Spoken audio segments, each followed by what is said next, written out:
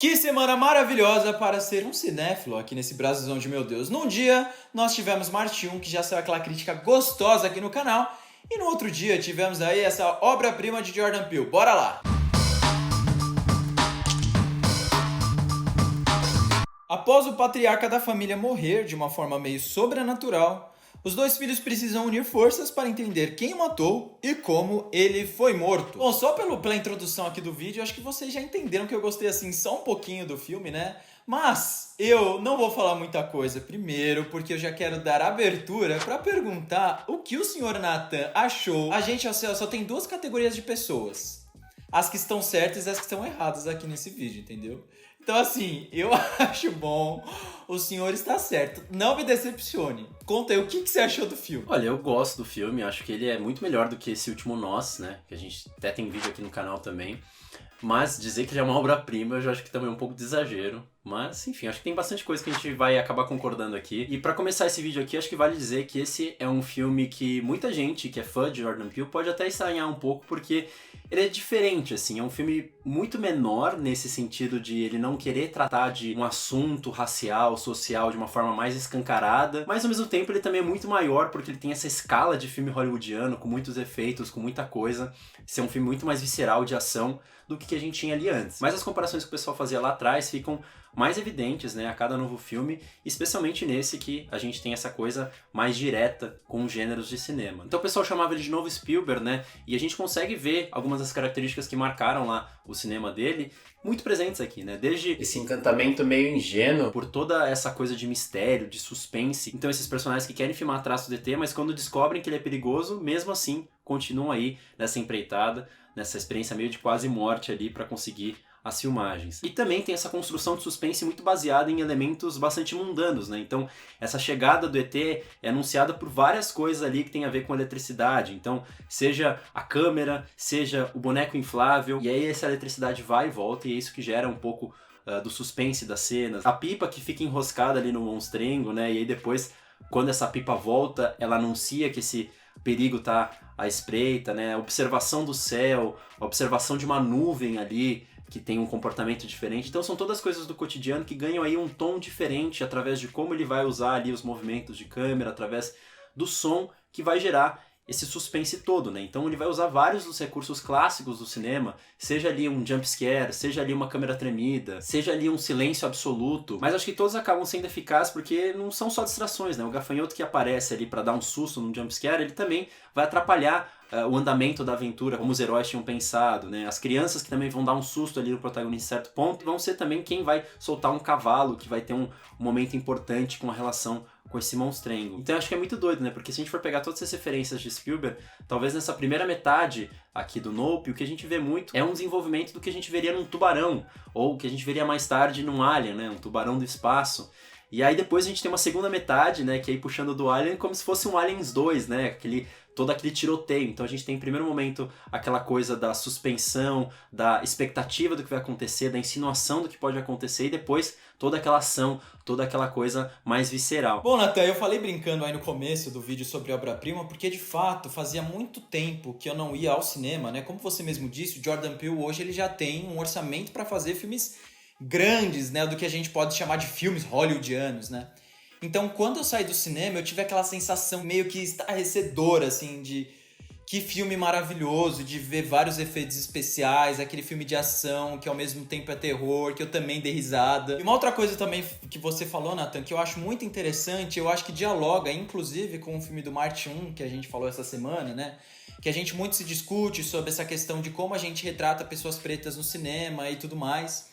E eu vi uma entrevista recente do Jordan Peele, né, que perguntaram pra ele sobre essa questão dele sempre tratar de forma muito frontal a questão racial, e nesse filme seria diferente.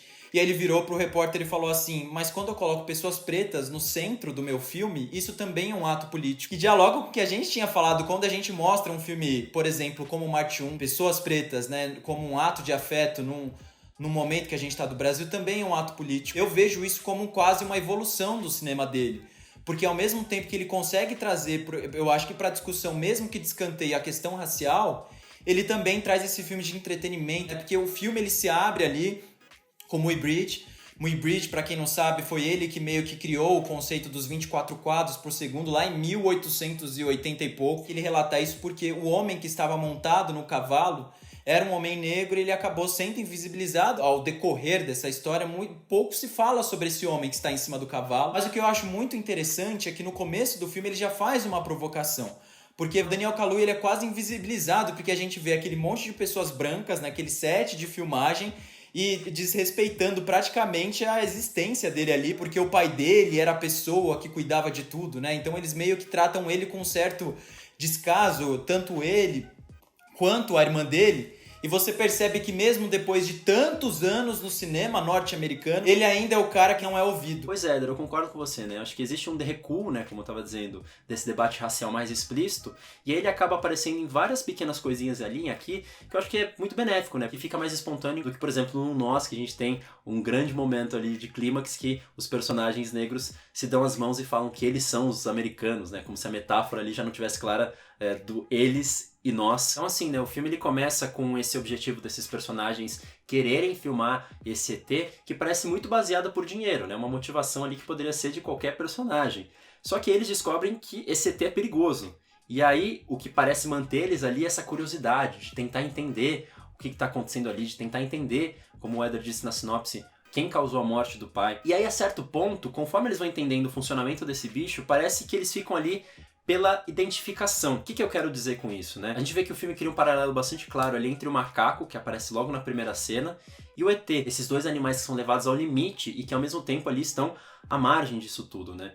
E estando à margem, eles estão muito próximos desses personagens humanos com quem eles interagem, né? Então, as pessoas negras, as pessoas asiáticas. Tanto é que a gente vê que a relação que o garotinho coreano tem com o animal é uma relação de conexão. A relação que esse protagonista, né, o Daniel Kaluuya, tem com o ET é de conexão, né? Parece que um entende o outro, um tá tentando jogar o jogo junto com o outro. Não à toa, né? O Steven Yeun vai ter até uma hora que vai cumprimentar o macaco numa das cenas ali mais violentas que a gente tem no filme. E se a gente for por essa análise do que está à margem, a gente vai ver que além do personagem protagonista negro, do asiático, a gente vai ter a irmã que é lésbica, o amigo que é latino.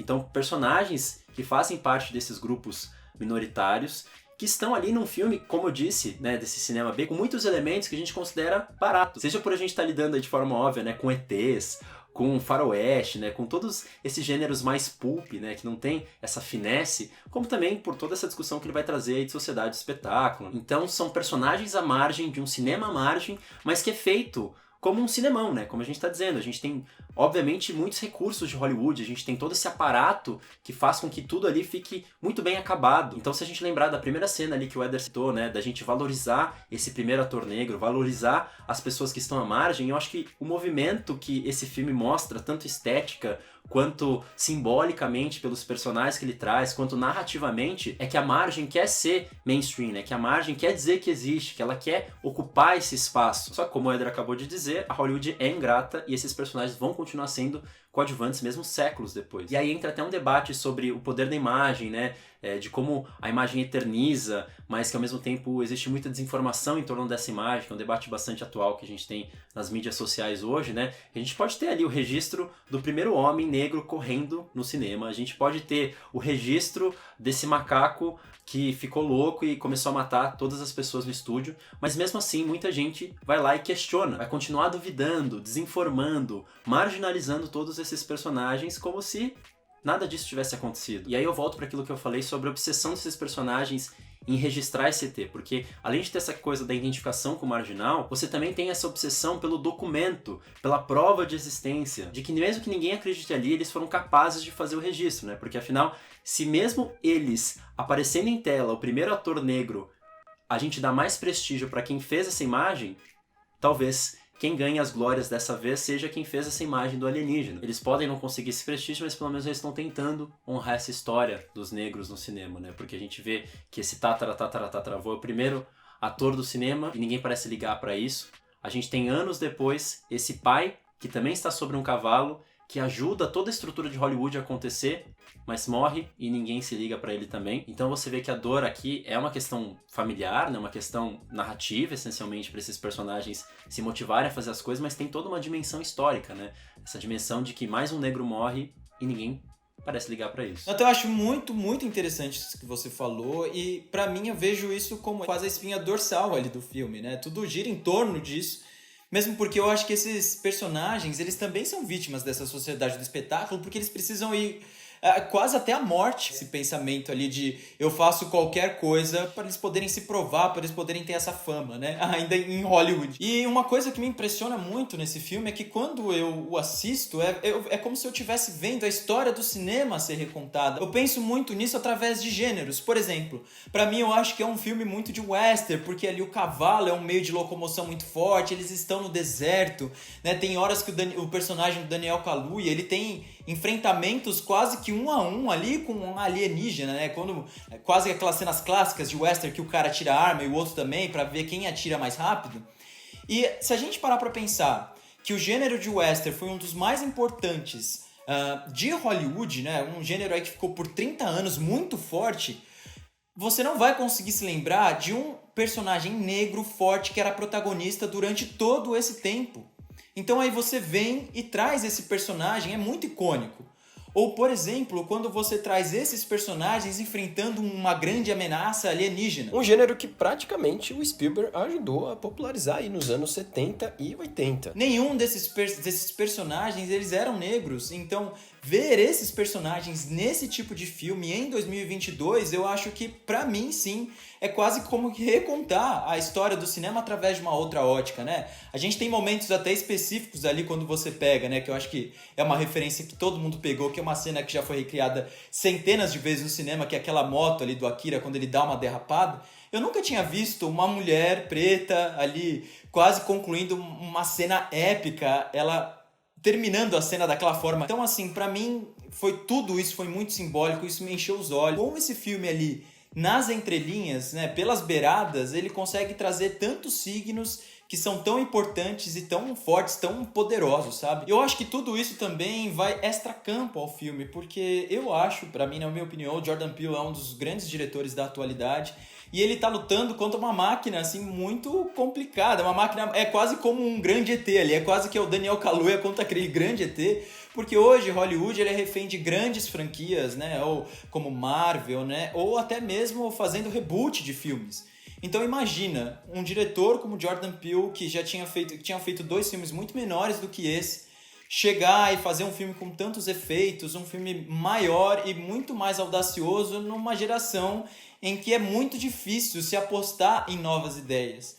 Então eu acho que isso também acaba indo para extra-campo do filme e isso ainda cria mais signos, né? Inclusive, se você for pegar essa cena que você citou aí do Akira, né? Antes a gente tinha um homem negro em cima de um cavalo, agora a gente tem a mulher negra em cima de uma moto, né? Então, tanto pela câmera, né, que o Jordan Peele agora tem como diretor, como a moto que essa personagem tem, a gente tem esses aparatos modernos que fazem com que o homem negro continue podendo evoluir. Então, acho que existe uma redenção desses personagens no filme, mas também de forma mais social, de forma mais geral, fora do filme, né? A gente falando de extracampo aqui. Mas aí vem minha primeira crítica ao filme, e aí nos separamos aqui, quero ver o que o Éder vai achar sobre isso. Mas, basicamente, né, a gente vê que esses personagens são todos traumatizados, né? Só que alguns têm a redenção e outros não. E aqui eu me refiro, obviamente, ao personagem asiático. Que a gente vê que ele segue a lógica do sistema de tornar esse trauma que ele teve em espetáculo. E aí, por conta disso, ele é tratado como vilão no filme, né? Então, a gente vê que em determinado momento ele quer comprar essa casa, ele já tá ali sondando por muitos anos isso. Ele vai ser o personagem que vai explorar o ET, que vai gerar todo esse desbalanço ali, que vai eventualmente causar a destruição toda ali naquela região. Ele que vai criar esse circo de horrores ali, que a gente vai entrar nessa questão da sociedade do espetáculo. E por conta disso tudo, antes de contar, só vou deixar o aviso, estamos entrando em terreno de spoilers, então, caso você não tenha assistido o filme ainda, pula pro tempo indicado. Então, por conta disso tudo, ele vai ser morto, ele vai ser punido por isso. E eu acho que todos os protagonistas, eles querem ali olhar pra cima, né? Querem seguir adiante depois dessa dor que eles viveram, né? Apesar do protagonista dizer lá em certo momento para eles não olharem, né? Uma frase bastante significativa. Em certo momento ali eles vão quebrar essa promessa, né? E de fato, né? Esse ET vai ser a forma como esse personagem asiático ali conseguiu se redimir, conseguiu achar uma forma de tocar a vida. E esse ET também vai ser a forma como esses dois irmãos que estavam ali bastante distantes vão se reaproximar. Só que quando alguns se submetem demais ao sistema, eles são tratados como vilões. Eles não têm essa catarse, eles não têm essa redenção do trauma. Isso daí é restrito aos personagens negros que são tratados como heróis no final. Então eu acho que existe ali um descompasso em como a gente vai tratar esses personagens ali ao longo do filme. Eu acho que assim, eu não consigo enxergar essa relação do personagem, né? Por ele ser asiático, ele não ter a mesma redenção que os personagens negros no filme. Eu vejo muito mais que ele é essa figura predatória que ele vai querendo conquistar tudo, ele quer tirar aquele rancho daquela família que tem toda uma história e ele parece que não liga muito pra isso. E eu acho interessante porque ali no começo do filme, né? Ao mesmo tempo em que aquele trauma que ele viveu poderia ser uma mudança de chave para ele entender que os abusos, né, por exemplo, com os animais, não era algo positivo, ele usa isso e acaba ficando ao contrário, através do capitalismo, como continuar tirando dinheiro desse, entre aspas, né, desse alienígena que seria um animal, né, que ele usa para ter como um grande espetáculo ali daquele império que ele está criando. Então eu acho muito pertinente ali o que acontece com ele, da forma como acontece, mesmo porque depois daquilo, né, o filme ele vai mudando a chave e as coisas vão se intensificando a cada vez mais. Então eu não acho que todos os personagens precisam ter redenção no filme, mesmo porque se os personagens negros tivessem morrido também, algum deles ali, eu ia achar pertinente com a história. Cara, eu não tô dizendo isso pelo fato dele ser asiático, não. Eu digo ele como uma trajetória semelhante à que a gente tem desses personagens. Porque, primeiro, eu não acho que esse personagem tá construído um império, né? Porque a gente vê ali, quando tem aquela cena do auditório, tem 3 gatos pingados ali. Que império que é esse? É um império falido, né? Porque você vê que mesmo a forma que ele tentou ali se reerguer, não foi suficiente. Ele continua ali no limbo dessa sociedade. Eu entendi agora o que você quis dizer, mas uma coisa que pra mim eu penso é que esses personagens, por exemplo, que querem tirar a foto desse monstro, como você mesmo disse, né, no início do filme, eu acho que a motivação deles, ela se muda, né? Porque no começo do filme eles queriam muito ali mais pelo espetáculo em si, e depois daquilo eles vêm na obrigação quase que moral de tentar salvar aquele ambiente que pra eles foi tão importante durante a vida deles toda, né? E pelo que eu vejo aqui, a trajetória desse personagem, ele não acontece isso. Eu acho que ele simplesmente ele tenta o espetáculo pelo espetáculo e ao ele não conseguir entender o que ele causa ali naquele ambiente, ele acaba sendo engolido por esse sistema.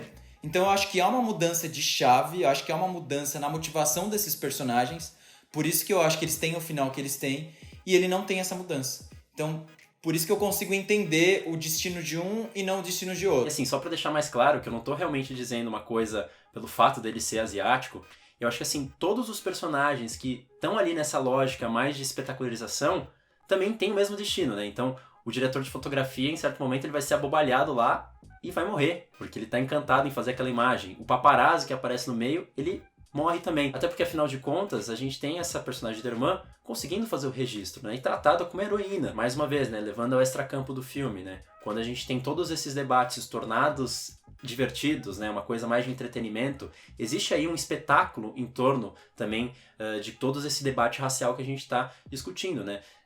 Eu acho que ele nunca chega nesses outros filmes, né? O Jordan Peele, a cair nessa espetacularização, mas certamente o cinema dele foi muito responsável por criar uma tendência de vários outros filmes que a gente vê hoje que usam e abusam disso, né? Então, desses personagens negros que sofrem grandes dores, que rememoram grandes episódios traumáticos da história, mas que aí dão uma volta por cima no final, que a gente sempre critica aqui no cinema. O que eu tô dizendo é que eu acho que o filme ele começa com um debate interessante dessa sociedade do espetáculo, mas acho que quando a gente envereda por essa coisa mais de ação, mais de perseguição, o filme completamente descarta isso. Quando eu acho que existiria campo para um debate muito interessante do que é um encantamento e do que já passa a ser aí um abuso, né, desse espetáculo. E eu acho que esse não é o único assunto que fica meio que aberto nesse final de filme, né? Acho que ele levanta a bola para várias coisas que acabam meio que se perdendo no caminho, né? Por exemplo, eu acho que existe aí um outro discurso que o filme vem trabalhando ali no começo, que é a parte mais ambientalista, né? Desses limites dos animais, né? Por exemplo, chega um momento que o macaco não aguenta mais e explode. Tanto é que depois eles vão ter ali um debate que esse protagonista vai falar que a gente tem que entender a natureza deles. Um touro ele pode ser bravo, um urso ele pode ser bravo, mas a gente tem que respeitar eles, fazendo aí relação com esse ET, né, que ele considera um ser vivo como todos. Mas no final o que acontece é que a gente mata esse ET, a gente mata esse bicho, a gente não respeita esse limite dele, a gente não respeita essa natureza dele. Acho que se fosse assim, talvez não fizesse nem sentido a gente debater isso no começo. Então é isso, né, eu gosto bastante do filme, mas eu acho que tem pequenos ruídos ali que hora ou outra acabam me tirando. Bom, eu discordo redondamente de você. Se você estivesse aqui do meu lado, ia sair porradaria. Não, mentira, vai. Porque a gente se respeita, a gente se ama aqui. Uma coisa que me chama muita atenção, você falou dessa questão da foto, da espetacularização. Olha como eu tive uma visão muito, muito diferente, né? A gente estava discutindo aqui sobre recontar a história do cinema, né? E esse cinema, ele sempre esteve à frente de homens brancos, né? Tanto na direção de fotografia, quanto na direção do filme em si. Eu acho muito incrível porque é ali no final do filme que uma mulher negra vai lá e recria esses momentos tão importantes. E o que me chama muito a atenção também é que, voltando ao início do filme, quando a gente fala lá que ele começa com esse homem negro, né, sendo fotografado em cima do cavalo, a gente mal sabe o nome dele, no final a gente vê o homem que está em cima do cavalo, foi ele que salvou ali aquelas pessoas. E ele tem um nome e ele vai ser reconhecido por isso. Então, pra mim, o final do filme ele é muito simbólico. Eu achei, assim, minha cabeça explodiu quando eu pensei nisso. Eu falei, cara, assim, eu achei muito incrível. Ele conseguiu levar o filme lá pra cima, assim, terminar num grande ápice. Assim, achei um final muito criativo. Com certeza esse filme vai entrar aí nos melhores do ano pra mim, não preciso nem dizer. Então agora tá chegando aquele momento especial do vídeo, que é o 20 recomendar, aquela dica cheirosíssima do nosso querido, inteligentíssimo Natan. Conta aí a dica de hoje aqui do canal do 20 Recomendar. A minha recomendação de hoje pega aí carona nisso que a gente estava falando do primeiro ator negro do cinema, né? Aqui eu queria dar um espaço para mencionar os nomes dos primeiros diretores negros do cinema, já que a gente está falando aqui de Jordan Peele, nada mais justo para você conhecer, procurar aí esses cineastas, né? E aí a gente foi ali dar uma olhada em estudos, em reportagens que já falaram sobre o assunto. Pode ser que a gente venha descobrir novos nomes no futuro porque não tenham estudos suficientes? Pode ser que sim, mas até o momento o que a gente tem como consenso é que o Oscar Micheaux, um cineasta americano, é o primeiro cineasta negro do mundo. A Sarah Maldoror é a primeira cineasta negra do mundo. E aí aqui no Brasil a gente tem a Adélia Sampaio como a primeira cineasta mulher do Brasil. E aí o primeiro cineasta negro do Brasil não dá para cravar como acontece com esses outros nomes. Então fica aí, né? A gente apresenta dicas, mas já diagnosticando um problema que o Nope traz aqui, que está aí escancarado no universo acadêmico também. Bom, pessoal, a crítica chegou ao fim. Espero que vocês tenham gostado. Foi um papo muito gostoso aqui com meu amigo Natan. Então não se esqueçam de se inscrever no canal. Não se esqueçam de comentar a teoria de vocês, o que vocês acharam. Quem tá mais certo, quem tá mais errado. É óbvio que sou eu que tô mais certo aqui nesse vídeo. E é isso, muito obrigado. Vamos apoiar os youtubers menores aí pra gente continuar produzindo vídeo de qualidade como esse, tá bom? Muito obrigado, até a próxima, um beijão, ó, e tchau!